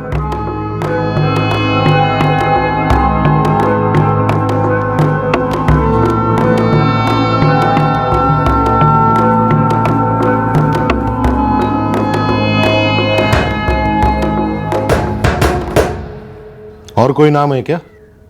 जी क्या मतलब? मतलब चोरी के लिए सत्यन जादव, मर्डर के लिए रामन राघव, ऐसे कुछ अलग अलग नाम से काम करता है क्या तेरा भाई? नहीं ऐसा तो नहीं है साहब। तो एक एक फोटो को इतनी बारीकी से क्या टुकुर टुकुर देख रहा है? मैं बोल लो ना तुला चेक करूं। हमारी जेल में कोई सत्यन जादव नहीं है इस वक्त। 3 महीने से ऊपर हो गया साहब। हमारे इलाके का इंस्पेक्टर भी बोला शायद केस किसी और थाने में दर्ज हुआ होगा, फिर वहां से न्यायिक हिरासत में भेज दिया होगा। अरे बाबा, मैं जिथे मर्डर झाला तिकडे जाऊन चेक कर ना। वही तो नहीं मालूम साहब। तो तुझे ये भी मालूम नहीं होगा कि अपने अख्खे महाराष्ट्र में कितनी जेल है? नहीं साहब। मुश्किल है तेरा लक्ष्मण जादव। 8 तो सेंट्रल जेल है, ऊपर से कई सारे जिला और सब जेल है।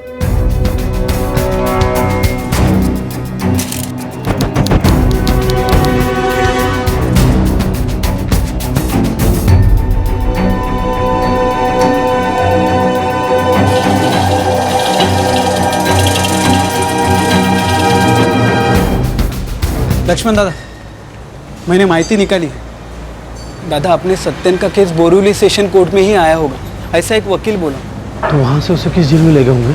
दादा वो वकील बोला कि ज़्यादातर मर्डर के केस उधर के जज तलोजा सेंट्रल जेल भेजते हैं, लेकिन पक्का पता नहीं दादा।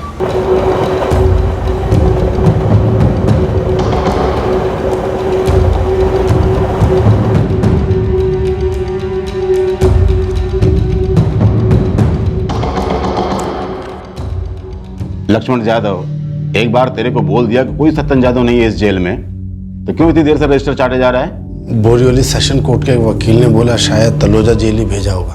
हाँ, वहां से काफी कैदी ला जाते हैं, लेकिन यह नाम सत्यन जादव नहीं है। किसका मर्डर किया था तेरे भाई ने? कहाँ किया था? लक्ष्मण, और कितनी छुट्टी दूं तुझे? अब तेरा भाई मिलने तक फैक्ट्री तो बंद नहीं कर सकते है ना? हाँ राजन भाव, समझता हूँ। अब और छुट्टी नहीं लूंगा। और अब तक जो लिए है उसका क्या? देखो लक्ष्मण, पूरे 2 महीने तक एक्स्ट्रा शिफ्ट करना पड़ेगा। एक्स्ट्रा शिफ्ट करूंगा राजन बाबू। ये तुम्हारा निजी मामला है, मैं ज्यादा कुछ नहीं बोलूंगा। तुम ईमानदार हो, मेहनती हो, और तुम्हारा भाई निकला निकम्मा, क्रिमिनल। मर्डर किया उसने, लंबी सजा हुई तो जेल से सजा काट के ही निकलेगा ना। अब तेरे उससे मिलने से उसकी सजा तो कम नहीं होगी। नहीं होगी।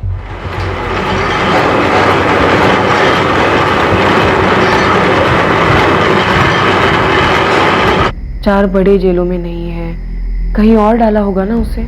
कुछ तो पता चले जया,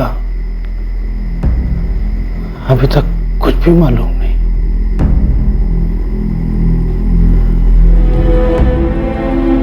क्यों नहीं समझा पाया मैं सत्यन को सही गलत का फर्क? देखिए आप अपने आप को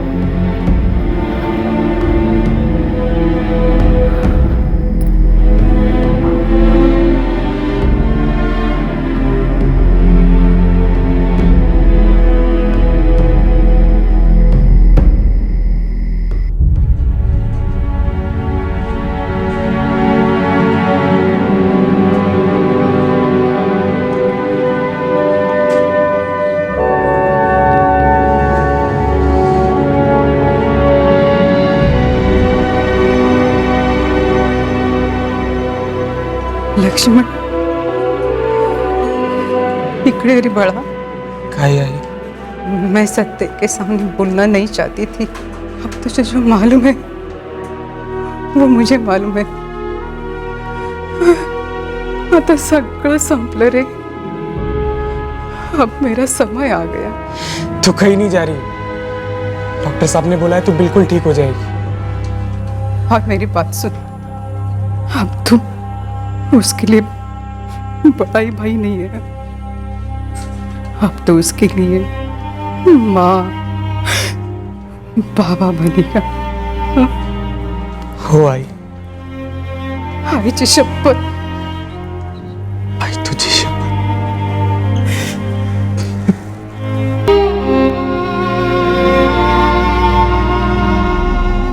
आपके पास एक लावारिस लाश थी लगभग 1 साल के लिए।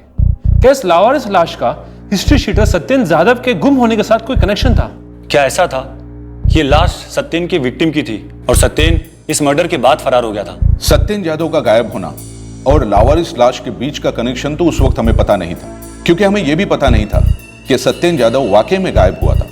सर, ये मेरे पति विशाल नहीं है। निशा जी, आप एक बार अच्छी तरह से देख लीजिए। इसके फेस को बुरी तरह से कुचला गया है। आप ठीक से देखे बिना कैसे कह सकते हैं कि आपके हस्बैंड नहीं है? सर, मैंने ना सिर्फ मुंबई के बल्कि स्टेट के हर पुलिस स्टेशन की मिसिंग कंप्लेंट मैच करने की कोशिश की, पर जिस आदमी की लाश हमें 23 मार्च 2015 को मिली थी उसकी शिनाख्त ही नहीं हो पा रही है। उस लाश का चेहरा पूरी तरह से बिगड़ा हुआ था सर। इस बात को 6 महीने हो गए हैं और अब तो हमारी सारी खबरों ने भी जवाब दे दिया। ऐसा हो सकता है शायद इस आदमी की मिसिंग कंप्लेंट दर्ज ही ना हुई हो, शायद ये आउट ऑफ स्टेट का हो। सर, मैंने नेशनल मिसिंग पर्सन ब्यूरो में इस केस की डिटेल्स भेजी थी और वहां से आते हुए लगातार फीडबैक को चेक भी करता आया हूं। No luck sir. हमारे पास विक्टिम के कपड़े और कुछ चीजें हैं, देखते हैं केस में आगे क्या मिलता है। सब्र की हद पार हुई और कहीं ऐसा तो नहीं कि प्यार नफरत में बदल गया हो? लक्ष्मण जाधव ने अपने ही भटके हुए छोटे भाई को रास्ते से हटा दिया हो? पर यह कैसे हो सकता है? सत्येंद्र के दोस्त पंकज और जगदीश दोनों ने सत्येंद्र को एक मर्डर के लिए गिरफ्तार होते हुए देखा था। क्या सत्येंद्र इस मर्डर के लिए गिरफ्तार नहीं हुआ था जो बॉडी आपके ताबे में थी? दरअसल सत्येंद्र हमारी कस्टडी में कभी था ही नहीं। वो कहां था हमें नहीं पता था। और हां, सत्येंद्र अपने आप से गायब नहीं हुआ था, एक साजिश रची गई थी उसे गायब करने के लिए।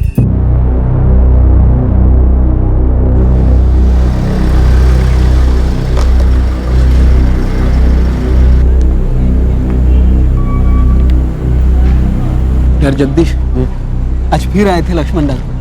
इस बार कहाँ भेजू उन्हें बोल उम्र कैद हो गया सर।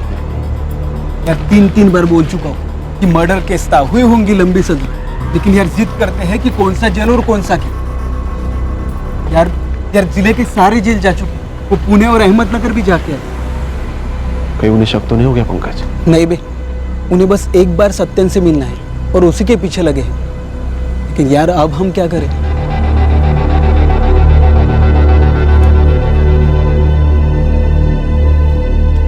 नागपुर बोल रहे हैं तो हो आने में क्या दिक्कत है? बहुत उधारी चढ़ चुकी है। अब राजन भाव भी फैक्ट्री से और छुट्टी नहीं देंगे।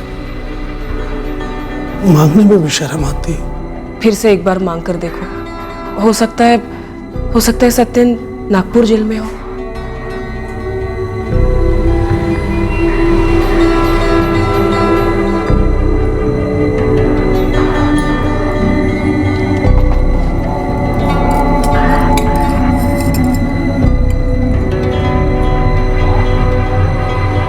है क्या?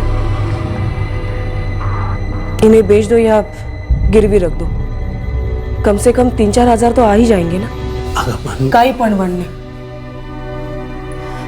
सत्यन बेटा है ना हमारा, और हमें तो पता भी नहीं कि वो कौन से जेल में है, किस हाल में है, और शायद उसने अदालत या पुलिस को हमारा नाम भी बताया नहीं होगा शर्म के मारे। काई नहीं है क्या, और नागपुर हो क्या ये?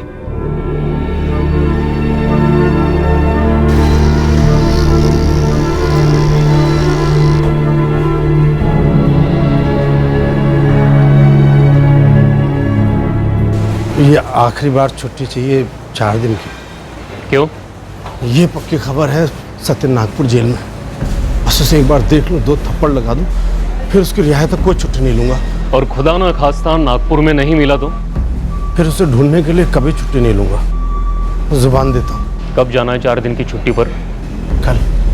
अगर इसके बाद छुट्टी ली तो परमानेंट छुट्टी, समझ लो।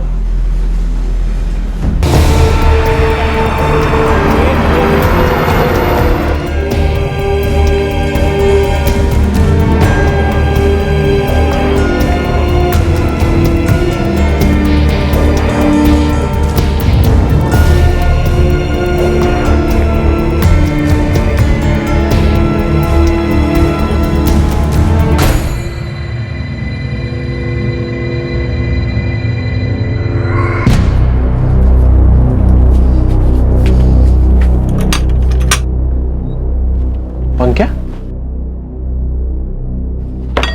बोला यार? मैंने लक्ष्मण दादा को नागपुर जेल बोला तो वो नागपुर भी चले गए। यार ये तो मतलब कौन की तरह चिपक गया है यार। अब तो कोई जेल बचा भी नहीं उन्हें भेजने के लिए। चुपचाप बैठते, शायद इसके बाद खुद ब खुद थक जाएंगे और ये अपनी जेलों की तीर्थ यात्रा भी बंद कर देंगे।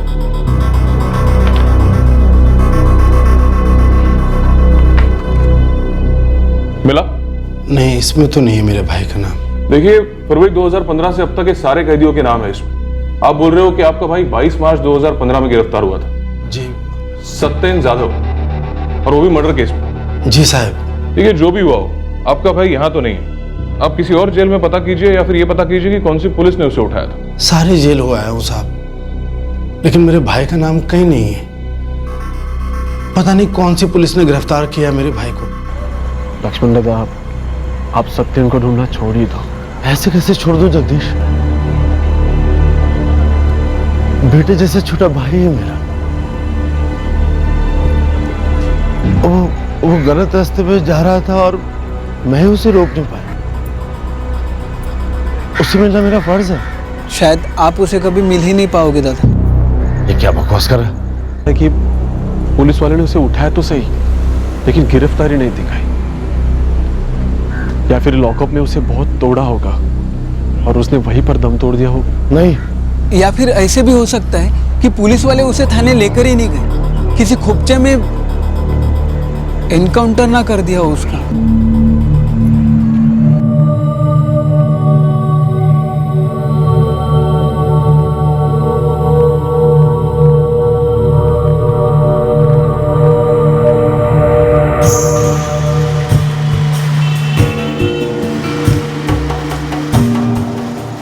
ए लक्ष्मण जाधव, हम पर इल्जाम लगा रहा है? पागल हो गया? हाँ सब पागल हो गया, गुस्से के मारे पागल हो गया। कैसे मैंने अपने भाई को गलत रास्ते में जाने दिया? क्यों नहीं बदल सका मैं उसे? तो सारी जेल में उसे ढूंढ चुका है, लेकिन वो कहीं नहीं मिला। तो फिर ऐसे क्यों सोच रहा है कि हमने उसका इनकाउंटर कर दिया हो? अरे ऐसे भी तो हो सकता है कि वो खुद ही फरार हो गया हो, किसी दूसरे स्टेट में जाकर नए नाम से नई जिंदगी शुरू कर दी हो। ऐसे हिस्ट्री शीटर्स की हमें भी तलाश होती है। कई सारी पेंडिंग केसेस इनकी वजह से अधूरे रहते हैं। तो फिर ढूंढिए ना उसे साहब, सजा दीजिए, लॉकअप में रखिए, जेल में रखिए, लेकिन मैं उसे देख तो सकूं।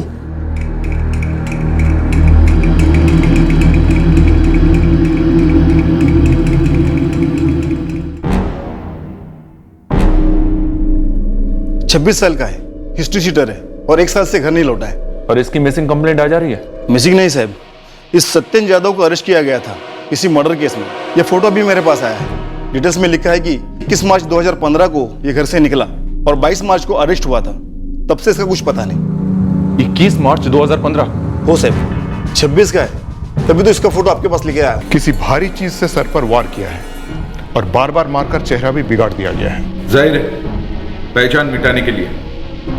Doctor, time of death? इसका मतलब मर्डर 21 मार्च की रात को हुआ होगा शायद।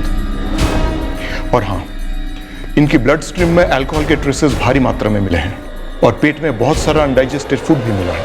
मतलब शराब और खाने के तुरंत बाद मार डाला गया।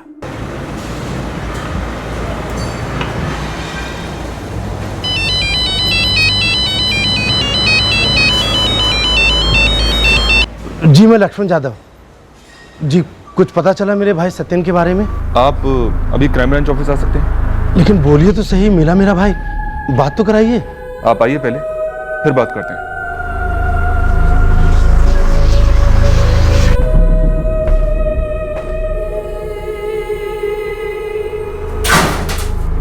आप मुझे यहाँ क्या दिखा रहे हैं साहब? 23 मार्च को हमें एक लाश मिली थी। मौत 21 मार्च को हो चुकी थी, पर उस बॉडी की शिनाख्त अभी तक नहीं हो पाई।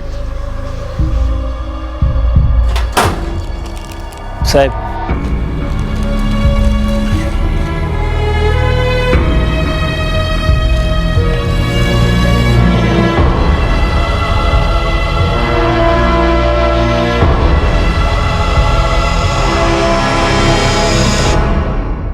भाई नहीं, तावीज वावीज नको है मेरे को। बुरी नजर और बुरी संगत दोनों से बचाएगा तुझे ये।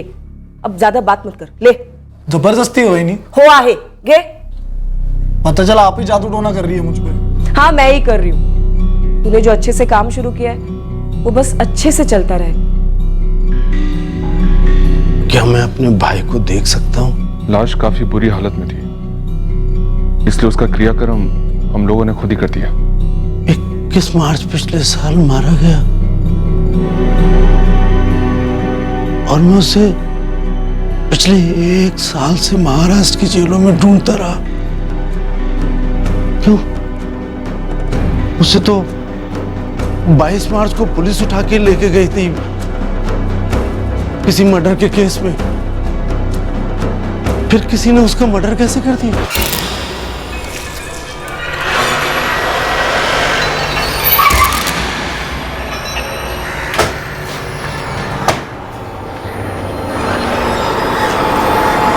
सत्यन कैसे गिरफ्तार हुआ था? कहाँ हुआ था? अब जो पता था वो सब बता तो दिया आपको। मुंबई के किसी भी पुलिस स्टेशन में सत्यन की गिरफ्तारी की एंट्री ही नहीं हुई। 22 मार्च 2015 हमने 2 बार चेक किया। पंकज, जगदीश, बोलते क्यों नहीं?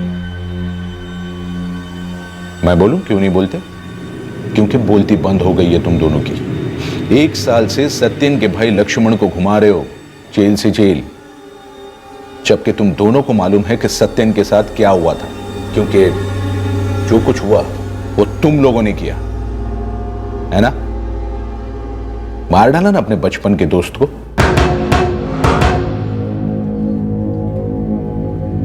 हे पंकज, ज्यादा मचमच नको है मला। तेरे नाम पे कैब दी थी मैंने, उस कैब में से डेक गायब है। जिम्मेदारी तेरी थी, या तो डेक लौटा या पैसा दे, हिसाब बराबर। हरीश भाऊ 3 साल से कैब चला रहा हूं मैं आपकी। अरे नियत तो 30 साल बाद भी बिगड़ सकती है ना। क्या बात कर रहे हैं? देख, सुबह सुबह ड्रामा नहीं चाहिए। तेरी तनख्वाह में से डेक का पैसा कटेगा, बात खत्म। चाहेला, तेरी कार से भी डेक गायब? अबे मेरे भी कार से डेक गायब। क्या यार, ये कोई इत्तेफाक तो नहीं हो सकता ना? रे यार हरीश भाऊ पूरा इल्जाम मुझ पे लगा रहे कि मैंने ही चोर बाजार में बेच दिया होगा। यार मैं क्या पागल हूं क्या? 3000 के डेक के लिए 12000 की नौकरी छुड़वा दूं? दिमाग सुन पड़ गया था साहब कि डेक कैसे गायब हुआ, लेकिन डाउट नहीं गया। सब पूरे 2 हफ्ते बाद पता चला। हमारी कार से जो डेक की चोरी हुई थी उस इत्तेफाक का क्या नाम था? एक कट ऑफ। सत्यन, हाँ पानी है क्या? हाँ, डिक्की में पड़ा है ना, मिनरल वाटर का पैकेट है पूरा।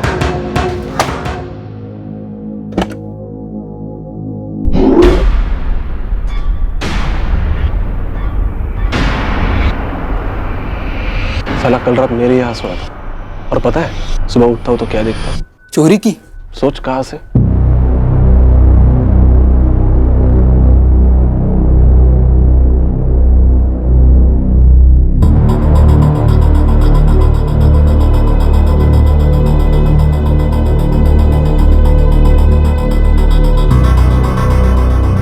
यार उसको ईमानदारी से कमाने का चांस हम लोगों ने दिया, नौकरी दिलाई, और अब हमारी और हमारा नाम भी तो खराब हो रहा ना पंक्या। देख, सीधा सामने बैठकर बात करनी होगी। देख सकते हैं, अभी के अभी दोनों डेक हरीश भाऊ को लौटा दे और बोल तूने चुराए थे। हम दोनों का इसमें कोई लेना देना नहीं। हाँ, और हम सीधे पुलिस स्टेशन जा रहे हैं। अबे जिंगूर, तुम दोनों हरीश भाऊ के सामने या पुलिस वालों के सामने? मैं नहीं करता, और मैं सच सच बोल दूंगा ना कि तुम दोनों ने बोला था मेरे को। सत्यन, तू तो हिस्ट्री शीटर है, तू ही हमारे दो स्पीकर चुरा ले, बड़ा हिस्सा दे देंगे तेरे को। मेरे साथ तुम दोनों को भी जेल की हवा और रोटी दोनों चकाऊंगा। मतलब एक बार तुम दोनों पे भी ठप्पा लग गया ना क्रिमिनल का, बस फिर अपन तीनों ने गैंग बना लेंगे। गैंग का नाम रखेंगे स्पीकर गैंग। स्पीकर के कारण बनेंगी गैंग। धीरे धीरे अपना काम बढ़ाएंगे, बड़े बड़े झोल करेंगे। हमारी जिंदगियों की वाट लगाने की धमकी दी साले ने।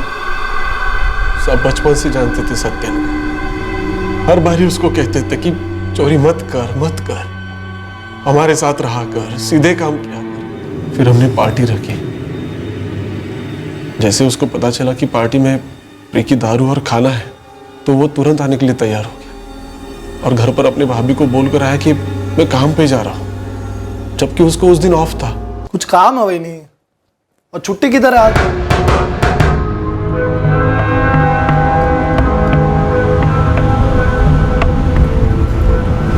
मैं जो स्पीकर गैंग की बोल रहा था ना, मैं सीरियसली बोल रहा था। ओके, अपन तीनों सच में गैंग बना सकते हैं और काफी बड़े बड़े हाथ मार सकते हैं। यार तुम लोग एक बात बताओ, तुम लोग इतनी लड़कियों को अप डाउन किया, आज तक कभी किसी के साथ डिंग डोंग डिंग नहीं किया? क्या मस्त मस्त आइटम आती है बॉस। परफ्यूम लगाती है ना, मेरी गाड़ी सड़क छोड़ के एकदम हवा में उड़ने लगती है भाई। और माल वाल काफी होता है इनके पास, काफी। तो मेरा प्लान है, तुम दोनों ना मुंह पे रुमाल बांधकर मेरी गाड़ी को लूट लेना, चाकू वाकू दिखाते। ऐसा ही सेम टू सेम मैं तुम्हारी गाड़ी के साथ करेगा। जबरदस्त तगड़ी कमाई है, और पूरे टाइम चेहरा ढका रहेगा, और हम कभी एक दूसरे का नाम ही नहीं लेंगे। किसने क्या किया किसको पता। सही बोल रहा है, कभी किसी को कुछ भी नहीं पता चला। हाँ, दुख इस बात का है यार, लक्ष्मण दादा पर क्या बीतेगी। देखा जाए तो हमने उनकी मुसीबत भी तो आसान की है। जो हो गया सो हो गया, अब आगे का देखते हैं। हताश हो गए थे हम दोनों। साला खुद तो चोर था, हम पर भी चोरों वाला धब्बा लगाने की धमकी दे रहा था। और तुम लोगों को लगा कि वो तुम्हें भी किसी चोरी की केस में घसीट लेगा। और तुमने क्या किया? उसका मर्डर कर दिया। और अब क्या हुआ? खुद ऐसे केस में घसीट लिया अपने आप को, जो जिंदगी निकल गया तुम्हारी। उससे पहले तुम भी तो अपना मुंह खोल सकते थे, उसके भाई लक्ष्मण को बता सकते थे, या उससे पहले सीधे आकर थाने में हमें बता सकते थे, तो ये नौबत ही नहीं आती।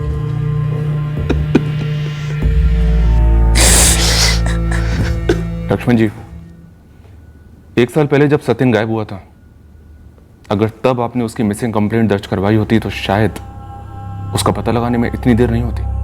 मैं तो पंकज और जगदीश की बात को सच समझ बैठा। वो उसके बचपन के दोस्त, अच्छे लड़के, उन पे कैसे शक कर सकता था? उन्होंने तो सत्यन को नौकरी दिलवाई थी। मुझे बोल दिया होता रे, 2 थप्पड़ लगा के माफी मंगवाता तुम दोनों से। बचपन से लेके आज तक क्या कम थप्पड़ मारे थे आपने उसे? क्या कम डांटा था? कभी सुधरा? रत्ती भर भी नहीं सुधरा। तुम दोनों ने उसकी जान ली, क्या उससे सुधर गया वो? दादा, उस वक्त हमें उसके सुधार के नहीं, खुद के बचाव की पड़ी थी। और हुआ क्या? वो क्रिमिनल था। अब तुम दोनों उससे बड़े क्रिमिनल हो गए हो।